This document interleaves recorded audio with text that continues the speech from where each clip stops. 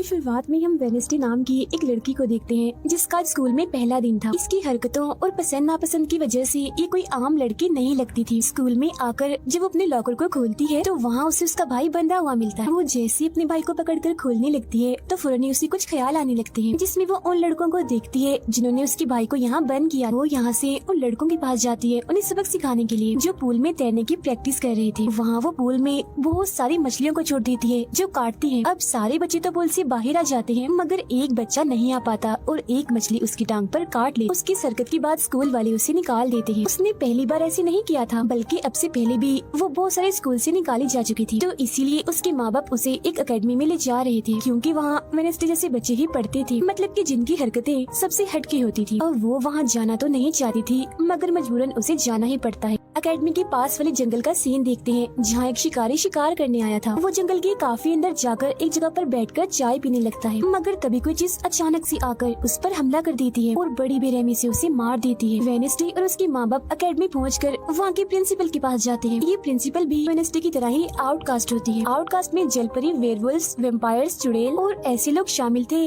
जिनमें जादुई ताकतें पाई जाती है, और इस तरह के ही सारे बच्चे इस एकेडमी में पढ़ते हैं। वेनेसडे के साथ जिसने कमरे में रहना था, यानी उसकी रूम में, उसने कमरे को काफी रंगीन बनाया हुआ था। इसीलिए सब कुछ वेनेसडे को पसंद नहीं आता, क्योंकि उसे तो बस काला रंग ही पसंद था। यहाँ का सारा माहौल देखकर वो मुंह बना लेती है। तब उसकी रूममेट उससे पूछती है, तुम ठीक हो ना, क्या हुआ तुम्हें? जिस पर उसके डैड जवाब देते हैं, मेरी बेटी बड़ी अजीब है, काफी बोर है और बस इसे तुम जिंदा लाश समझो। अपने डैड की ये बातें सुनकर वेनेसडे उन्हें घूरने लगती है। अब उसकी रूममेट उसे पूरी एकेडमी घुमा रही थी कि तभी एक लड़का वहाँ आकर वेनेसडे से उसकी फेसबुक आईडी मांगता है, जिस पर वो कहती है, मैं कोई भी सोशल मीडिया इस्तेमाल नहीं करती, क्योंकि सोशल मीडिया हड्डियों को सड़ा देने वाली सिर्फ एक बीमारी है और कुछ भी नहीं। जाने से पहले वेनेसडे की मॉम उसे कहती है, अब तुम यहाँ से कभी भाग नहीं पाओ। जिस पर वो कहती है, देख लीजिएगा, मैं आपसे वादा करती हूँ कि जल्दी मैं यहाँ से भाग जाऊंगी। वहाँ से जाते वक्त उसके डैड वहाँ एक हाथ छोड़ देते हैं ताकि वो वेनेसडे पर नजर रख सके। उधर जंगल में जब पुलिस छानबीन करने आती है तो उन्हें उस शिकारी की लाश के टुकड़े अलग अलग जगहों पर पड़े मिलते हैं। ऐसा हादसा वहाँ पहली बार नहीं हुआ था, बल्कि तीसरी बार ऐसा हुआ कि एकेडमी के इस जंगल में कोई मारा गया। और वेनेसडे अपने कमरे की सारी रंगीन चीजें हटा देती है और अपने रूममेट से कहती है, शोर मत करो, कमरे में शांति बनाओ, क्योंकि ये मेरे नॉवल लिखने का वक्त। मगर वो तो गाना लगाकर डांस करने लगती है, जिससे वेनेसडे को गुस्सा आ गया था और वो उसे गाना बंद करने को कहती है। तो वो रूममेट अपने पंजे दिखाकर उसे डराने लगती है, क्योंकि वो थी एक वेयरवुल्फ, मतलब कि आधी इंसान और आधी वुल्फ। तभी इधर एक टीचर आती है जो काफी अच्छी थी और वो वेनेसडे को वेलकम के तौर पर एक फूल गिफ्ट देती। अब अगले दिन जब वेनेसडे कहीं जा रही थी तो उसके डैड का छुड़ा हुआ वो हाथ छुप छुप कर उसे देख रहा था, और फिर तभी उसके ऊपर एक स्टैचू गिरने वाला था। मगर बिल्कुल ठीक वक्त पर एक लड़का जिसका नाम जेवियर है उसे बचा लेता, लेकिन इस हड़बड़ी में वो बेहोश हो गई थी। और जब उसे होश आती है तो बजाय जेवियर का शुक्रिया अदा करने की वो उसे कहती है कि मुझसे ये उम्मीद मत रखना कि मैं तुम्हारी शुक्रगुजार रहूंगी, क्योंकि तुमने मुझे बचाकर गड़बड़ कर दी, मेरी इतनी अच्छी मौत को टाल दिया। तब जेवियर कहता है, मैं तुम्हें काफी पहले से जानता हूँ, जब हम 10 साल के थे तब हमारी मुलाकात हुई थी, हम दोनों खेल रहे थे तो मैं जाकर एक ताबूत में छुप गया, लोग मुझे जलाने ही वाले थे मगर तुमने मेरी जान बचा ली, और आज मैंने तुम्हारी जान बचाकर हिसाब बराबर कर। वेनेसडे जब अपने कमरे में आती है तो उसे अपने बेड पर कुछ महसूस होता है। वो जैसे बिस्तर हटाती है तो वहाँ उस हाथ को देखकर फौरन उसे पकड़ लेती है और पूछती है, तुम कौन हो और यहाँ क्या कर रही हो? जिस पर वो कहता है, मुझे तुम्हारे डैड ने तुम पर नजर रखने को कहा है, वही मुझे यहाँ पर छोड़ कर गए हैं। और वो उसे कहती है, मगर आज के बाद तुम मेरे लिए काम करोगे, वरना मैं तुम्हें हमेशा हमेशा के लिए दराज में बंद कर दूंगी। तो वो इस चीज के लिए मान जाता है कि ठीक है, मैं हर तरह से तुम्हारी मदद करूँगा।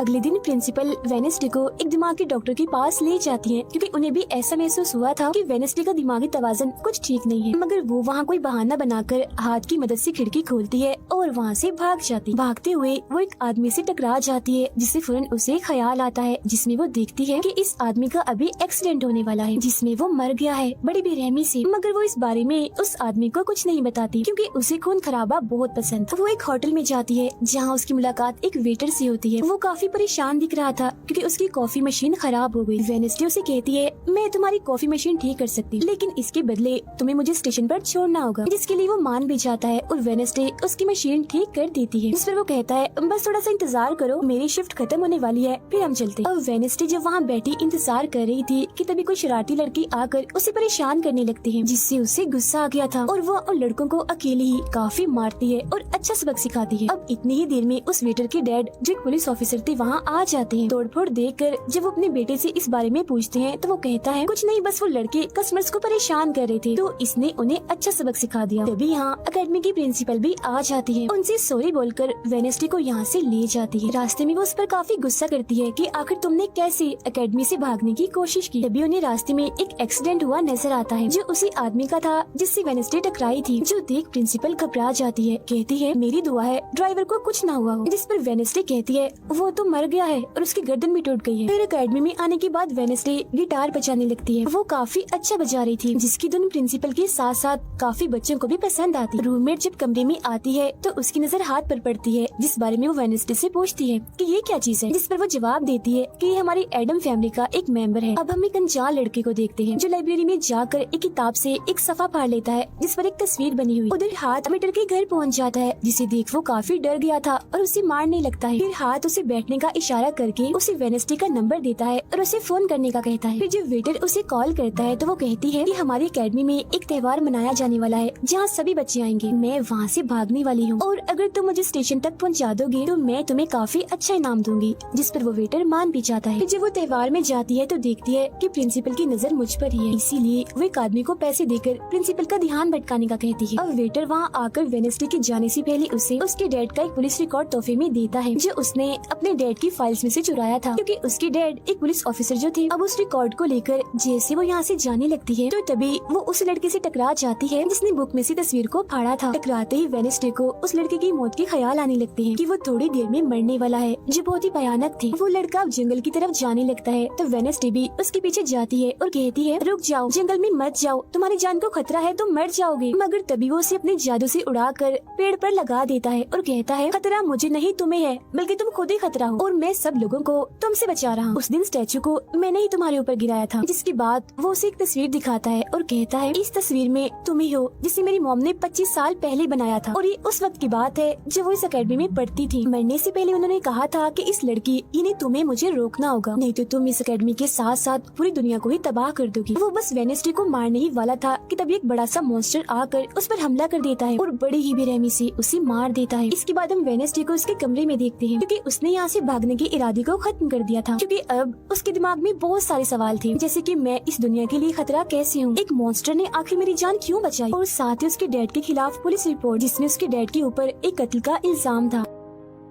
अब अगले दिन पुलिस ऑफिसर वहाँ आते हैं क्योंकि वेडनेसडे ने ये रिपोर्ट लिखवाई थी कि उस अनजान लड़के की मौत मैंने अपनी आंखों से होती हुई देखी जंगल में। मगर पुलिस को वहाँ ना कोई लाश मिलती है और ना ही कोई ठोस सबूत। तो वेडनेसडे से पूछते हैं कि आखिर तुम इतनी रात को जंगल में कर क्या रही थी, जिस पर वो कहती है मैंने जंगल में उस लड़के को जाते हुए देखा था और जब मैंने उसका पीछा किया तो देखा कि एक मॉन्स्टर ने आकर उसे मार दिया है, जिसके बाद में बेहोश हो गई। तो फौरन प्रिंसिपल पुलिस ऑफिसर से कहती है उस लड़के का कोई कत्ल नहीं हुआ, वो जिंदा है, बस यहाँ से भाग गया है, इसीलिए आपको वेडनेसडे की बातों का यकीन नहीं करना चाहिए। अक्सर इसे इस तरह के दौरे पड़ते रहते, हम इसका इलाज करवा रहे हैं, जल्दी ये ठीक हो जाएगी। फिर जब प्रिंसिपल वहाँ से जाती है तो वो ऑफिसर से कहती है कि जंगल में कोई तो है जो सबको मार रहा है और उसी ने उस लड़के को भी मारा है। मगर तभी वहाँ वो लड़का आ जाता है जो जिंदा था और बिल्कुल सही सलामत भी। अब अगले दिन जब वेडनेसडे को डॉक्टर के पास ले जाया जाता है तो वो उससे पूछती है कि क्या तुमने ये अफवाह इसलिए फैलाई कि सभी की तवज्जो तुम पर हो जाए, यानी कि तुमने उस लड़के की मौत होते हुए देखा। जिस पर वो कहती है मैं जानती हूँ मैंने क्या देखा है, ओके, मुझे तुम्हें बताने की कोई जरूरत नहीं। अगले दिन उसे पता चलता है कि उसी लड़के को बगैर किसी वजह से अकेडमी से निकाला जा रहा है, इसीलिए वो अपने साथी उस हाथ को उस लड़के के पीछे लगा देती है। अब प्रिंसिपल के कहने पर वेडनेसडे एक एक्टिविटी में हिस्सा लेती है जिस मकसद के लिए वो क्लब ज्वाइन करती है, जहाँ उसके साथ सिर्फ एक ही लड़का था जिसके साथ उसकी दोस्ती हो जाती है। फिर जब हाथ उस लड़के के पीछे जाता है तो देखता है कि वो अपना रूप बदल रहा है, जहाँ पहले वो एक बुरा इंसान और फिर अकेडमी के प्रिंसिपल का रूप ले लेता है। जिसके बाद हाथ आकर ये सारी बात वेडनेसडे को बता देता है। अब जब क्लास शुरू होने वाली थी तो जेवियर उसे कहता है कि मेरी साथ वाली सीट खाली है तो तुम यहाँ बैठ जाओ, तो वो उसके साथ आकर बैठ जाती है। जेवियर यहाँ मकड़ी की तस्वीर बना रहा था और फिर अपने जादू से वो उसे जिंदा भी कर देता है, मगर एक ही झटके में वेडनेसडे उसे मार देती है और उसकी राख उड़ा देती है। अब एक लड़की जो काफी बदतमीज थी और विलन में थी, उसकी और वेडनेसडे के बीच काफी बहस हो जाती है क्योंकि दोनों ही एक दूसरे से काफी चिढ़ती थी, एक दूसरे को जरा भी पसंद नहीं करती थी। और इसके बाद वेडनेसडे अपनी जगह अपनी रूममेट को उस क्लब में भेज देती है जहाँ वो वो एक्टिविटी की प्रैक्टिस कर रही थी और खुद वो अकेली ही चली जाती है एकेडमी की उस जंगल में मॉन्स्टर को ढूंढने के लिए। वेडनेसडे को वहाँ उस अनजान लड़की का टूटा हुआ चश्मा भी मिलता है। वही अनजान लड़का जिसे मॉन्स्टर को मारता हुआ इसने देखा था। और अब जैसे ही वो इस चश्मे को छूती है तो लाइब्रेरी में उसे वहाँ एक किताब भी दिखती है। तो वो उस किताब को खोजने लाइब्रेरी में चली जाती है, मगर उसे वहाँ उस तरह की कोई भी किताब नहीं मिलती। जिसके बाद वो चुपके से जेवियर के कमरे में चली जाती है, क्योंकि वो लड़का और जेवियर एक ही कमरे में रहती थी। वेडनेसडे और हाथ यहाँ पर उस किताब को ढूंढ रहे थे, मगर तभी यहाँ जेवियर आ जाता है, जिस वजह से वो बेड के नीचे छुप जाते हैं। तभी जेवियर के पास वो विलन लड़की भी आती है और उसे कहती है, तुम मुझसे क्यों नाराज हो? अच्छा गुस्सा छोड़ो, सुलह कर लो। जिस पर वो मना कर देता है। अब उसके इनकार पर विलन लड़की को लगने लगता है कि ये सब वो वेडनेसडे की वजह से कर रहा है। इसीलिए वो कहती है कि कल मैं वेडनेसडे समेत तुम्हारे सभी साथियों की कश्तियों की धज्जियां उड़ाने वाली हूँ। बेड के नीचे छुपे वेडनेसडे और हाथ भी उसकी ये बात सुन लेते। कमरे में वापस आने के बाद वेडनेसडे अपने रूममेट से कहती है कि कल जो कश्तियों की रेस होने वाली है मैं भी उसमें हिस्सा लूँ, और कुछ भी हो जाए उस घमंडी लड़की यानी विलन को मैं हरा कर ही रहूंगी। अब अगले दिन जब रेस शुरू होती है तो बताया जाता है कि इस मुकाबले का कोई भी असूल कानून नहीं है। जो भी टीम सबसे पहले गुफा में जाकर झंडे को लाएगी वही टीम जीत जाएगी। जिसके फौरन बाद गेम शुरू हो जाती है और विलन भी अपनी चालें चलना शुरू कर देती। वो अपने एक जलपरी साथी की मदद से एक टीम की कश्ती को तुड़वा देती है, जिससे वो पूरी टीम पानी में गिर जाती है। मगर फिर जब वो जलपरी वेडनेसडे की कश्ती की तरफ आ रही थी तो हाथ उससे पहले ही जाल फेंककर उसे जाल में फंसा लेता है। अब किनारे तक सिर्फ 3 ही टीम्स पहुंच पाती हैं और जब सारे लोग झंडा लेने अंदर जाते हैं तो रूममेट अपने पंजों से जोकर टीम की कश्ती में छेद कर देती है। फिर सभी के साथ वेडनेसडे जब झंडा लेकर आ रही थी तो उसे ख्याल आता, जिसमें वो अपनी ही जैसी एक लड़की को देखती है जिसके हाथ में किताब थी। होश में आने पर झंडा लेकर वो वापिस से कश्ती में चली जाती है। जोकर्स की कश्ती तो छेद होने की वजह से वहीं पर ही डूब जाती है, जबकि जलपरी दोबारा से वेडनेसडे की कश्ती पर हमला करने लगती है, मगर हाथ पानी में जाकर जलपरी को जोर से मुक्का मार। अब वेडनेसडे अपनी कश्ती से बहुत सारे तीर निकाल कर विलन की कश्ती में छेद कर देती है, जिससे उसकी कश्ती डूब जाती है और वेडनेसडे की टीम इस रेस को जीत जाती है। अब ये 4 साल में पहली बार हुआ था जब उस विलन को किसी ने हराया था, इसलिए आज वो गुस्से में आग बगोला हुई।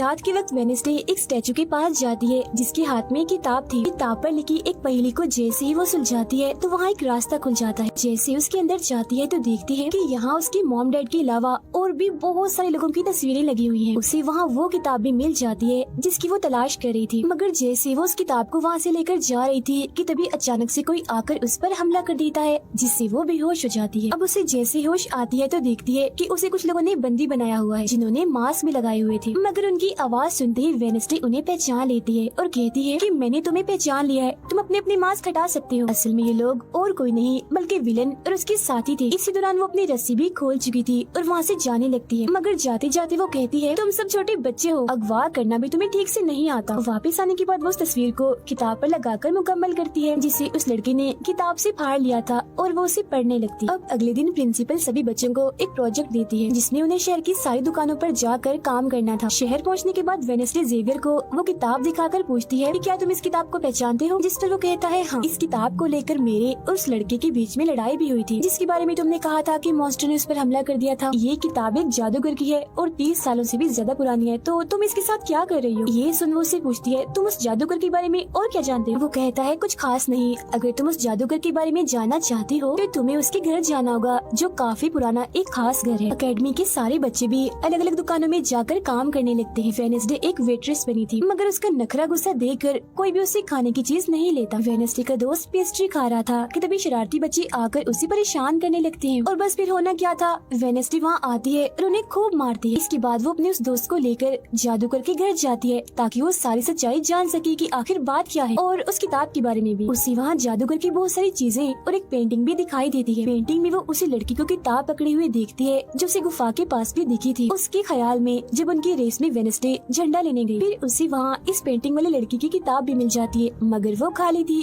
क्योंकि वो नकली थी। इतनी ही देर में वहाँ एक औरत आती है तो वेडनेसडे उसे असली किताब के बारे में पूछती है, जिस पर वो कहती है कि वो किताब तो चोरी हो गई थी और इस वक्त तुम जहाँ खड़ी हो ये भी उस जादूगर का असली घर नहीं है। इसके बाद वेडनेसडे वेटर से मिलने उसकी होटल जाती है और उससे जादूगर के असली घर के बारे में पूछती है, तो वो उसे असली घर के बारे में बता भी देता है, जहाँ से वेडनेसडे अकेली ही उस घर में चली जाती है। वहाँ उसे एक बूढ़ा आदमी मिलता है जो उसे कहता है ये मेरी जगह है, मेरा घर है, निकलो यहाँ से। तब ये सुन वेडनेसडे का साथी वो हाथ उसके मुंह पर ही हमला कर देता है, जिससे डरकर वो आदमी वहाँ से भाग जाता है और वेडनेसडे को यहाँ से कुछ नहीं मिलता, इसीलिए वो यहाँ से जाने लगती है। मगर जब वो दरवाजे से बाहर जाती है तो फौरन उसे ख्याल आता है, जिसमें वो देखती है कि वो जादूगर एक लड़की को चुड़ैल साबित करके इस घर में बंद कर देता है, जहाँ उससे पहले और भी बहुत सारे लोग बंधे हुए थे। ये सारे लोग आउटकास्ट के थे, यानी कोई वेम्पायर था, कोई जलपरी, कोई वेयरवुल्फ तो कोई चुड़ैल। इसीलिए जादूगर इन सबको शैतान समझता था। इस तरह के सभी लोगों को यहाँ कैद करने के बाद वो इस पूरे घर में आग लगा देता है। वो बच्ची जिसे जादूगर ने चुड़ैल साबित किया था, वो अपनी मॉम को आजाद करने की कोशिश करती है, मगर नहीं कर पाती, क्योंकि सभी लोगों को जंजीर की मदद से जमीन के साथ बांधा हुआ था। सिर्फ वो बच्ची ही आजाद थी, इसीलिए अपनी माँ के कहने पर उसे बेसमेंट के जरिए वहाँ से भागना पड़ता है। जिसके बाद वो जादूगर जो बेहद ही जालिम था, सभी आउटकास्ट के लोगों को जला देता है। तभी वो लड़की वेडनेसडे के पास आती है और कहती है वो बहुत ही जालिम है, हम सबको मार देगा। तब इतनी ही देर में वो जादूगर भी वहाँ आ जाता है, जिससे वेडनेसडे डर जाती है और वापस से होश में, मतलब कि मौजूदा वक्त में आ जाती है। होश में आते वो हाथ से कहती है मैंने उस लड़की को देख लिया, उसने मुझसे बात भी की, मुझे लगता है वो मेरे खानदान की कोई मेंबर है। तभी यहाँ जंगल वाला मॉन्स्टर आकर इस घर पर हमला कर देता है, मगर जब उसकी नजर वेडनेसडे पर जाती है तो वो यहाँ से भाग जाता है।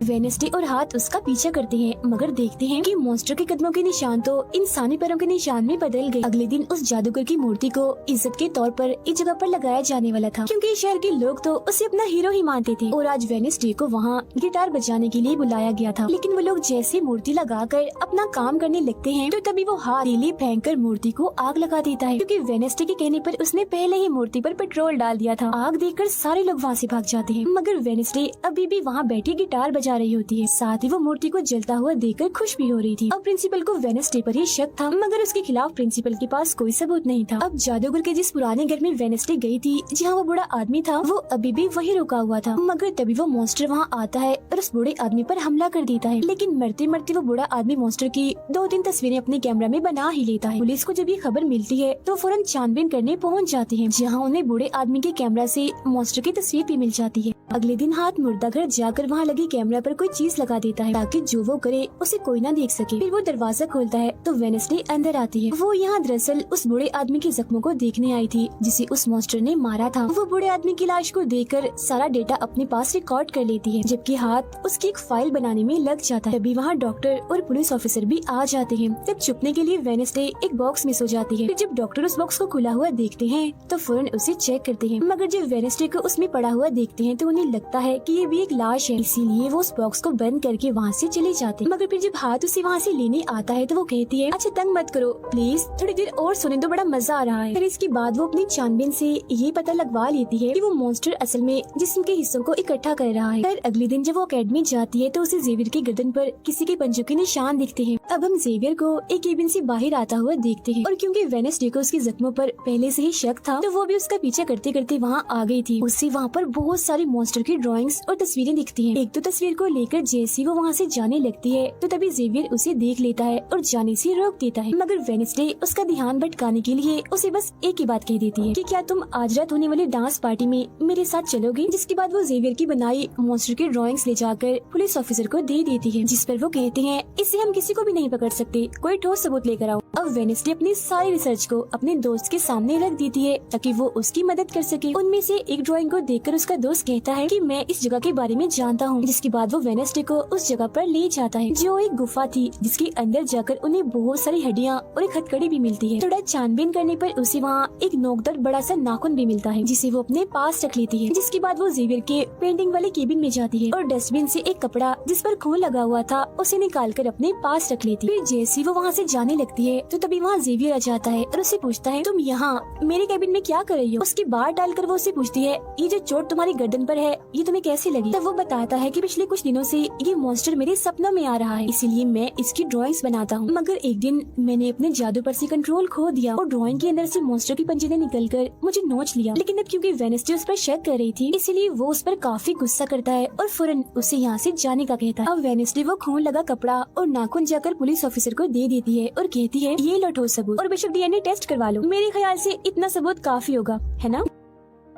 वो अपने दोस्त के पास जाती है और कहती है कि डांस पार्टी में जाने के लिए हमारे साथ कोई नहीं है, तो हम ऐसा करते हैं, डांस पार्टी में नहीं जाते बल्कि गुफा में जाकर मॉन्स्टर को ढूंढते। जिसके बाद रात को वेडनेसडे अपने दोस्त के साथ जंगल में जाने की तैयारी कर रही थी, मगर तभी उसके दरवाजे पर वेटर तैयार होकर आता है क्योंकि हाथ ने उसे वेडनेसडे की तरफ से डांस पार्टी में चलने की दावत भेजी थी। अब क्योंकि वेटर काफी खुश था तो वेडनेसडे उसका दिल तोड़ना नहीं चाहती थी, इसीलिए वो अपने गुफा में जाने वाले प्लान को खत्म करके वेटर के साथ पार्टी में जाने का फैसला करती है। जब वेडनेसडे वहाँ से जाने लगती है तो उसका दोस्त वहाँ आता है, तो वो उसे कहती है आई एम सॉरी, मैं पार्टी में जा रही हूँ, हम ऐसा करते हैं कल गुफा में जाएंगे। लेकिन उसका दोस्त बगैर बताए अकेला ही उस गुफा में चला जाता है। उधर पार्टी में सारे लोग आकर काफी एंजॉय कर रहे थे। सब लोग अपने अपने साथी को लेकर पार्टी में आए हुए थे, जहाँ जेवियर अपने साथ उस विलन लड़की को लाया था। लेकिन जब वेडनेसडे वेटर के साथ वहाँ आती है तो उन दोनों को साथ देखकर जेवियर जलने लगता है। जब सब लोग डांस कर रहे थे तो वेडनेसडे की डांस करने की स्टाइल से सारे लोग काफी हैरान रह जाते हैं क्योंकि वो काफी अजीब तरह से ही डांस कर रही थी। उधर जंगल में वेडनेसडे का दोस्त भी पहुँच गया था और छुपकर मॉन्स्टर के आने का इंतजार कर रहा था, मगर तभी वहाँ कोई आता है और उस गुफा में धमाका करके भाग जाता है। जेवियर लगातार उन दोनों को देखकर जल रहा था, इसीलिए वो विलन लड़की से कहता है कि तुम अपना लॉकेट उतारो और अपने जेल परी से मेरे लिए मदद मांगो ताकि मैं वेडनेसडे को भूल जाऊं। जो सुन विलन लड़की भड़क जाती है और उसे कहती है कि तुम तो पहले ये कहते फिर रहे थे कि मैंने अपने जेल परी से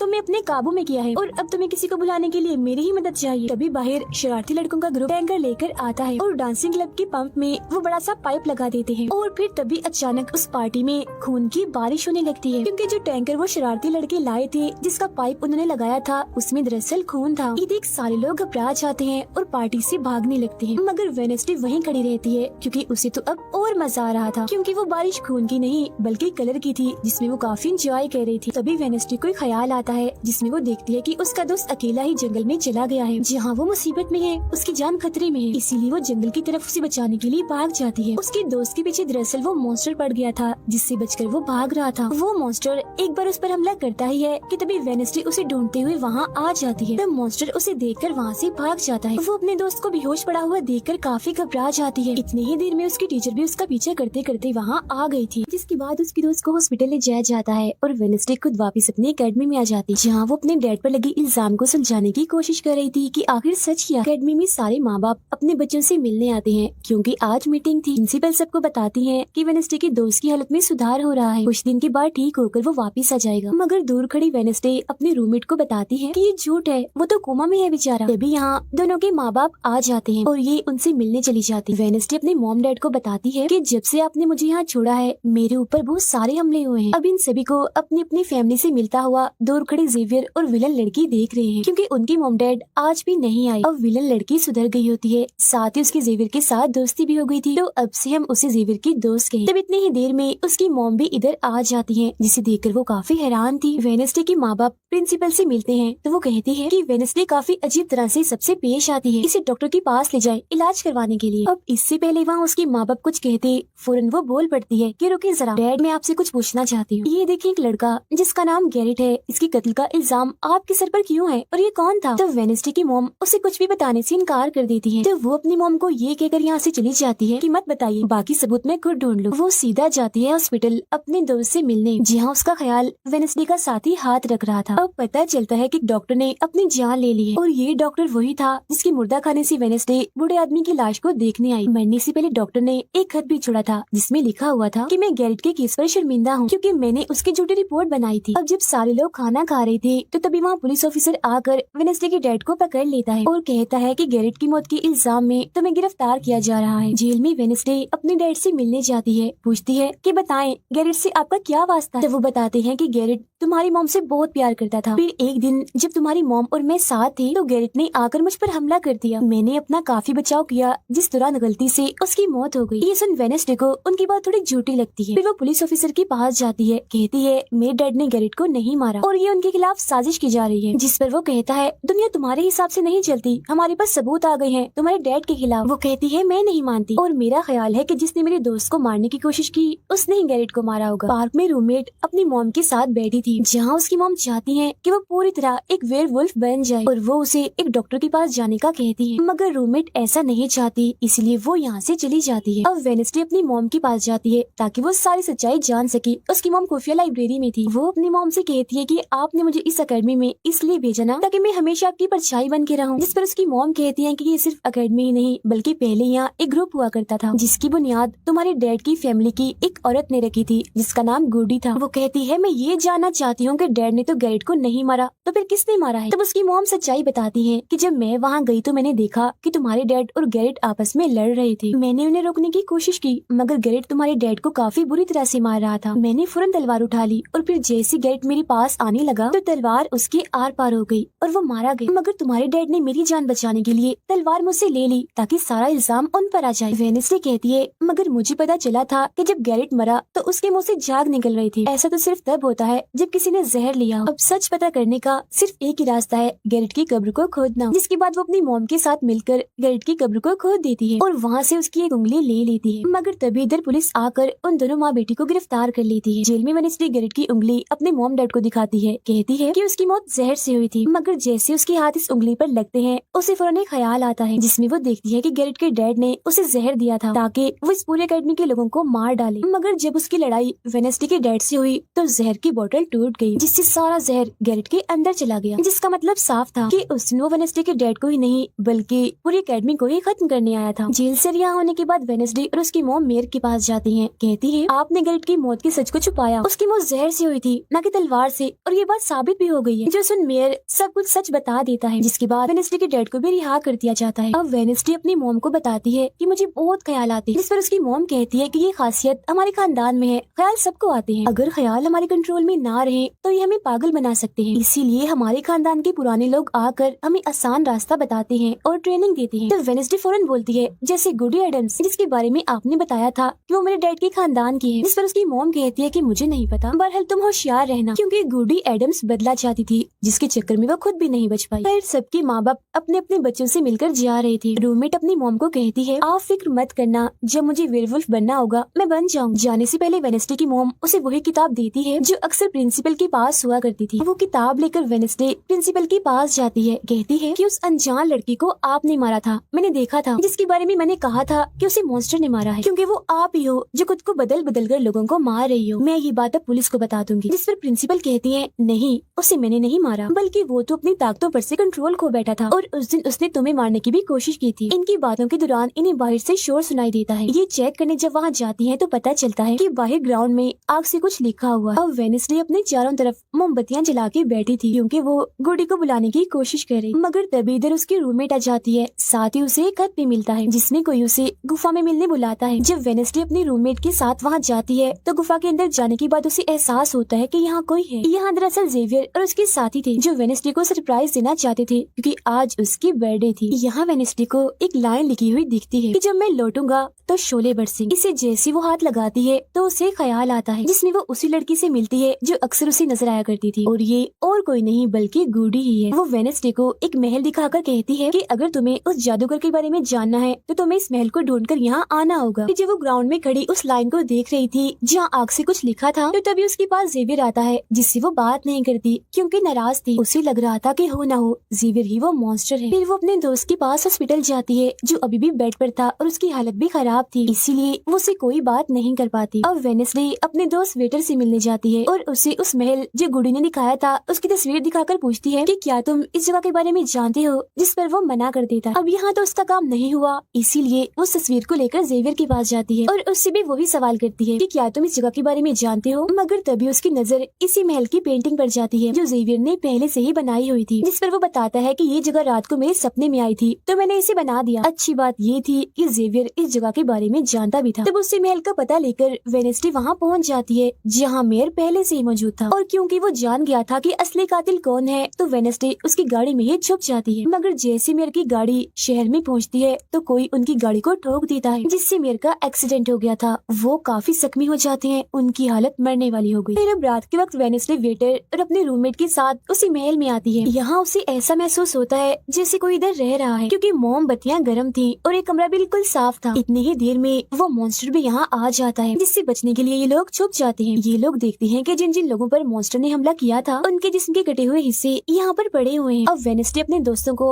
मॉन्स्टर से बचाना चाहती थी, इसीलिए वो उन्हें यहाँ से ले जाती है। ये वेटर के घर जाते हैं जहाँ जैसे उसके डैड आते हैं तो वेनेसडे उन्हें कहती है कि मैं आपको कुछ दिखाना चाहती हूँ, क्योंकि वो पुलिस ऑफिसर जो थे वो जब उन्हें महल में ले जाती है तो वहाँ पर कुछ भी नहीं था, मतलब जिस्म के कटे हुए हिस्से जो पहले यहाँ पर रखे रखे हुए थे वो वहाँ पर नहीं पड़े थे, जिससे पुलिस ऑफिसर को गुस्सा आ जाता है और वो कहते हैं कि आज के बाद तुम मेरे बेटे से नहीं मिलोगी। अब जब वेडनेसडे एकेडमी आती है तो वहाँ उसे प्रिंसिपल मिलती है, जो कहती है कि तुम्हें मैंने कहीं भी जाने से मना किया था, मगर तुमने मेरी बात ना मानकर अच्छा नहीं किया। जिस पर वो जवाब देती है, मैं सच का पता लगवाने गई थी, इसलिए मैं माफी नहीं मांगूंगी, मैंने कुछ गलत नहीं किया है। जिसके बाद वो प्रिंसिपल को एक पेंटिंग भी दिखाती है जिसमें वो जादूगर था और वेडनेसडे खुद थी। बताती है कि इसीलिए वो अनजान लड़का मुझे मारना चाहता था, क्योंकि उसे लग रहा था कि एकेडमी के लिए मैं खतरा हूँ, मगर खतरा दुश्मन कातिल तो कोई और ही है, जबकि मैं तो इस एकेडमी और सबको बचाना चाह रही हूँ, तो मुझे एक मौका मिलना चाहिए। प्रिंसिपल कहती है नहीं, तुम कहीं नहीं जाओगी, आगे से ऐसी कोई भी गलती की तो मैं तुम्हें एकेडमी से निकाल दूंगी। और वहाँ से वो ये कहकर चली जाती है। वो जब अपने कमरे में वापस आती है तो देखती है कि रूममेट अपना सामान पैक कर रही है, क्योंकि वो यहाँ से जा रही है। वो गुस्से में वेडनेसडे से कहती है कि तुम्हें सिर्फ अपना काम ही निकलवाना आता है, फिर चाहे इसके लिए तुम्हारे दोस्तों की जान क्यों न चली जाए, आज वो अजीब सा मॉन्स्टर हमें भी मार देता। जिसके बाद वो यहाँ से चली जाती है। अब वेडनेसडे बिल्कुल अकेली रह गई थी, इसलिए कमरे में एक जगह बैठकर वो उस बॉक्स को देखने लगती है जो वो जादूगर के महल से चुरा कर लाई थी। उसे बॉक्स के नीचे एक खत मिलता है जिसमें वेडनेसडे की अपनी ही बहुत सारी तस्वीरें होती हैं, जो देख वो कहती है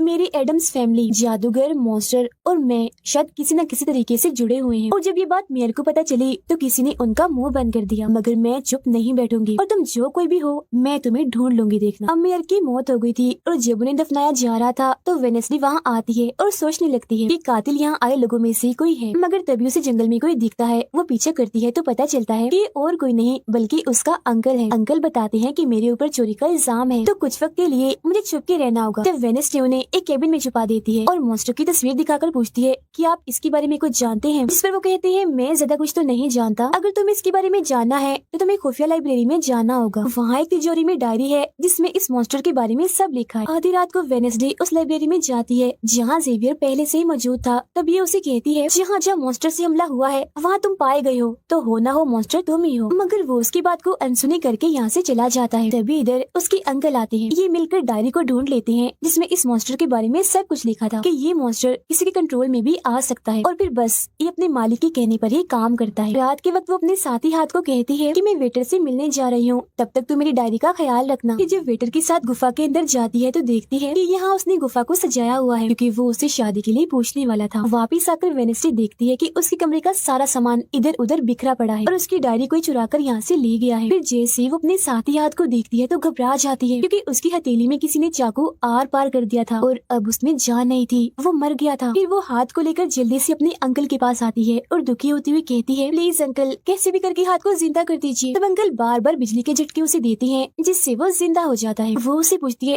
अच्छा तुम पर हमला किसने किया था, जिस पर इशारों से वो बताता है कि मैंने नहीं देखा क्योंकि हमला पीछे से हुआ था। जिस पर वेडनेसडे गुस्से से भर जाती है, कहती है चाहे कुछ भी हो जाए मैं उसे नहीं छोड़ूंगी, वो जो भी है। और वो प्रिंसिपल को आकर कहती है किसी ने मेरे कमरे में तोड़ फोड़ कर दी है, साथ ही कोई उस डायरी को भी चुरा कर ले गया है। वो कहती है वो डायरी तो खुफिया लाइब्रेरी में थी, तो तुम्हारे पास कैसे आई? तुम ऐसी हरकतें मत करो कि एकेडमी को बंद करना पड़े, ऐसा मैं होने नहीं दूंगी। फिर जब वेडनेसडे वहाँ से जा रही थी तो तभी उसके पास उसके साथी आते हैं और उसे जानकारी देते हैं कि गैरेट जिसकी मौत का इल्जाम तुम्हारे डैड पर था, उसकी मॉम को किसी ने डबोकर मारा था और मरने से पहले उनकी सारी प्रॉपर्टी एक डॉक्टर ने हथिया ली थी। डॉक्टर नाम सुनकर वेडनेसडे को दिमागी डॉक्टर पर शक होता है, इसीलिए वो सीधा उनके पास जाती है। कहती है कि मैं जानती हूँ आपके अंदर गैरेट की मॉम की आत्मा है जो सबसे अपनी मौत का बदला लेना चाहती है, अब बस कर दो, तुम्हारा खेल खत्म हुआ। जिसके बाद वो यहाँ से चली जाती है। ये सारी बातें सुन डॉक्टर को जरा भी समझ नहीं आती कि क्या बोल रही थी, इसीलिए वो फौरन प्रिंसिपल को कॉल करती है। कहती है वेडनेसडे आई थी, उसका बर्ताव काफी अजीब था, उल्टी उल्टी बातें कर रही थी वो। अब तभी यहाँ मॉन्स्टर आ जाता है जो डॉक्टर पर हमला करके उन्हें मार देता है। अब डॉक्टर तो मर गई थी, इसीलिए वेडनेसडे की शक की सुई अब जेवियर पर आ जाती है, इसीलिए वो उससे मिलने उसके कैबिन में जाती है। यहाँ उसे मरे हुए लोगों का सामान भी मिलता है जिससे उसका शक और पक्का हो जाता है। अब तभी इधर पुलिस भी आकर जेवियर को पकड़ लेती है, क्योंकि पुलिस को यहाँ पर वेडनेसडे ने ही बुलाया था। अब जब वेडनेसडे कमरे में आती है तो उसकी रूममेट वापस आ गई थी। कहती है तुम्हारा और मेरा कोई ताल्लुक है, मैं तुम्हारे साथ रहना चाहती हूँ, मैंने तुम्हें और हाथ को बहुत याद किया। फिर इसके बाद वेडनेसडे वेटर के पास जाती है जहाँ उसे फिर से कुछ ख्याल आने लगते हैं, जिनमें वो देखती है कि मॉन्स्टर और कोई नहीं बल्कि वेटर ही है जिसे वो पसंद करती है। मगर फिलहाल वो उसे कुछ नहीं कहती, उसे एक जगह पर लाती है और फिर कहती है कि जेवियर को तो फंसाया जा रहा है जबकि असली मॉन्स्टर तो तुम ही हो, मगर वो इसके लिए बार बार मना करता है। तभी यहाँ वेडनेसडे के सारे दोस्त भी आ जाते हैं और वेटर को पकड़कर कुर्सी से बांध देते हैं। अब वेडनेसडे उस पर जुल्म करना चाहती है, मगर उसके दोस्त ऐसा करना नहीं चाहते, इसीलिए वो यहाँ से चले जाते हैं। फिर जैसे ही वो वेटर को मारने के लिए आगे बढ़ती पड़ती है कि तभी वेटर के डैड पुलिस ऑफिसर यहाँ आ जाते हैं और वेडनेसडे को गिरफ्तार कर लेते हैं। हालांकि वो उन्हें कहती भी है कि असली कातिल आपका बेटा है, वही मॉन्स्टर है ये, मगर वो उसकी एक नहीं सुनते। फिर जब वो यहाँ से जा रही थी तो वेटर उसके पास आता है, कहता है कैसा लगा हारना, अभी तो और भी बहुत कुछ होना बाकी है बच्चों। जिसके बाद प्रिंसिपल भी वेडनेसडे को कह देती है कि तुमने सारी हदें पार कर दी, इसीलिए तुम्हें एकेडमी से निकाला जा रहा है। लेकिन अभी भी वो बार बार एक ही बात कह रही थी कि वेटर ही असली मॉन्स्टर है, मगर फिर भी वो उसकी एक नहीं सुनती और जाने का कहती है। तब आखिरी बार वेडनेसडे जेवियर से मिलने जाती है जो जेल में बंद था और उससे नाराज भी था क्योंकि वेडनेसडे ने ही उसे पुलिस के हवाले किया था। हालांकि वो उसे बताती भी है कि मॉन्स्टर वेटर है और उसने मेरे जरिए तुम्हें फंसाया है। वो उसकी एक नहीं सुनता, कह देता है इस सारी मुसीबत की जड़ तुम हो, अगर तुम ये एकेडमी छोड़ के चली जाओगी तो कुछ भी गलत नहीं होगा। ये बात सुनने के बाद वो एक सेकंड भी नहीं रुकती और यहाँ से चली जाती है। वो अपने कमरे में आकर अपना सारा सामान पैक करती है, जिसके बाद वो सभी से आखिरी मुलाकात करती है। सबसे आखिर में वो अपने दोस्त से मिलने हॉस्पिटल में जाती है, कहती है मैं तो जा रही हूँ, तुम अपना ख्याल रखना और हाँ बाहर मत निकलना, बाहर मॉन्स्टर हो सकता है। और उस दिन गुफा में धमाका करने वाला और कोई नहीं बल्कि प्रिंसिपल ही थी। जिस पर वो कहता है नहीं, धमाका करने वाले के जूते लाल थे, जबकि प्रिंसिपल कभी भी लाल जूते नहीं पहनती। ये बात सुनकर वेडनेसडे को पता चल जाता है कि असली कातिल कौन है। वो अपनी उसी टीचर के पास जाती है जिसे सब पसंद करते थे और कहती है बाकी लोग तो बिला वजह मारे गए हैं, जबकि असली कातिल तो तुम ही हो। तुमने ही वेटर को अपने कंट्रोल में करके उसे मॉन्स्टर बनाया और धीरे धीरे उसे अपना गुलाम बना लिया, अपने इशारों पर नचाकर लोगों को उसके जरिए मरवाया। तभी यहाँ वेटर भी आ जाता है, जिसे वो टीचर कहती है जल्दी करो, वेडनेसडे को मार दो। लेकिन दरअसल ये वेटर नहीं थी बल्कि प्रिंसिपल थी, जो रूप बदल कर यहाँ पर आई थी। और अब टीचर प्रिंसिपल के गले में जहर का इंजेक्शन घुसा देती है, जिससे प्रिंसिपल बेचारी मारी जाती है। फिर वो वेडनेसडे को भी बांध कर जादूगर की गुफा में ले आती है। गुफा में आकर वेडनेसडे को पता चल जाता है कि जिन मरे हुए लोगों के जिस्म के हिस्सों को इकट्ठा किया गया था वो दरअसल जादूगर को दोबारा से जिंदा करने के लिए किए गए थे। तभी यहाँ टीचर जो असली विलन थी वेडनेसडे को बताती है कि जब गुडी ने जादूगर को मारा था तो गुडी ने अपने खून से जादूगर की कब्र पर एक ताला लगा दिया था और अब जादूगर को जिंदा करने के लिए हमें गुडी की फैमिली मतलब एडम्स फैमिली के ही किसी इंसान का खून चाहिए, साथ ही पूरे चांद की रात भी हो। और अब हमें ये सुनहरी मौका मिल गया है जादूगर को जिंदा करने का, क्योंकि एडम्स फैमिली से तुम हो और आज पूरे चांद की रात भी है, हम तुम्हारा खून लेंगे। जिसके बाद टीचर वेडनेसडे के हाथ पर कट लगा देती है, जिससे उसका खून निकलने लगता है। फिर वो उसके खून से जादूगर की कब्र का ताला खोल देती है और फिर अगले ही पल जादूगर भी जिंदा होकर अपनी कब्र से बाहर आ जाता है। बाहर आते ही वो वेडनेसडे को चाकू मार देता है, जिससे वो जख्मी हो जाती है। इसके बाद वो एकेडमी को खत्म करने के लिए चला जाता है। अब तभी यहाँ गुडी एडम्स आती है और वेडनेसडे को बिल्कुल ठीक कर देती है, मतलब कि उसके जख्म, और कहती है मैंने तुम्हें ठीक तो कर दिया है मगर अब की बाद मैं तुम्हें नजर नहीं आऊंगी। जंगल के रास्ते से जब वेडनेसडे जा रही थी तो तभी उसके सामने वेटर आ जाता है। उसे टीचर कंट्रोल कर रही थी, इसीलिए वो मॉन्स्टर बनकर उस पर हमला कर देता है। वो बस उसे मारने ही वाला था कि तभी यहाँ एक वेयरवुल्फ आ जाती है, जो और कोई नहीं बल्कि रूममेट थी, जो आज पहली बार वेयरवुल्फ बनी थी, वो भी सिर्फ वेडनेसडे को बचाने के लिए। यहाँ वेयरवुल्फ और मॉन्स्टर के बीच काफी खतरनाक लड़ाई होती है, जिसमें वेयरवुल्फ मॉन्स्टर पर भारी पड़ रही थी और उसे काफी मारती है, अच्छा मजा चखाती है। इसके बाद वेडनेसडे जादूगर से लड़ने उसे रोकने के लिए एकेडमी में आ जाती है, जहाँ वेडनेसडे को बचाने के लिए जेवियर पहुँच जाता है। अब जैसे जादूगर जेवियर को मारने वाला था तो तभी सामने वेडनेसडे आ गई थी और वो बेचारी खुद जख्मी हो जाती है, मगर फिर भी वो जेवियर को कहती है कि तुम यहाँ से जाओ और बाकी एकेडमी वालों को बाहर निकालो, क्योंकि ये हम जैसे आउटकास्ट के लोगों को नहीं छोड़ेगा। जिसके बाद वो फिर से खड़ी हो जाती है, उसके हाथ में तलवार भी थी, जिसकी मदद से वो जादूगर से लड़ती है, मगर जादूगर काफी ताकतवर था, इसीलिए वो उसके सामने नहीं टिक पाती। वो बस उसे मारने ही वाला था कि तभी इधर जेवियर की दोस्त आकर जादूगर का ध्यान भटका देती है, जिस दौरान मौका देकर वेडनेसडे उठती है और तलवार के एक टुकड़े को जादूगर के दिल के आर पार कर देती है, क्योंकि ऐसा उसे गुडी एडम्स ने करने को कहा था। जहाँ जादूगर एक बार फिर से मर जाता है और उन्हें उसका जिस्म जलने लगता है और राख बनकर उठ जाता है। जादूगर के मरते ही यहाँ वो टीचर आ जाती है, जिसके हाथ में गन थी, जिसे वो वेडनेसडे पर तान देती है, क्योंकि वो उसे मारना चाहती है। मगर तभी यहाँ वेडनेसडे का दोस्त भी आ गया था, जिसके पास बहुत सारी मधुमक्खियाँ थी। वो उन सभी मधुमक्खियों को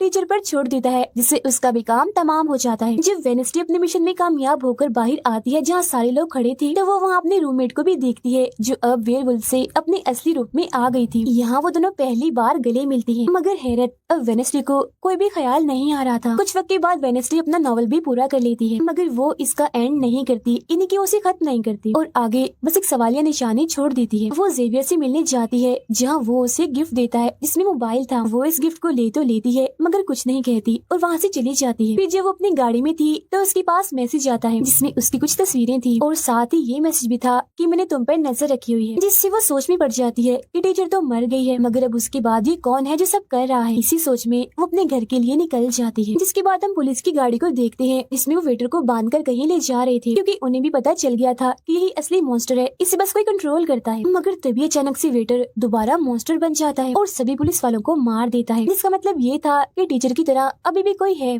जो इसे कंट्रोल कर रहा है और वो लोगों को मरवाता रहेगा इसके जरिए। और ये अनजान इंसान वही हो सकता है जिसने वेडनेसडे को मैसेज किया, यानी कि अभी भी कोई है जो एकेडमी को बंद करवाने में लगा है और मॉन्स्टर के जरिए खून खराबा कत्ल होना आम ही रहेगा। और इसी के साथ ही ये सीजन इधर ही खत्म हो जाता है।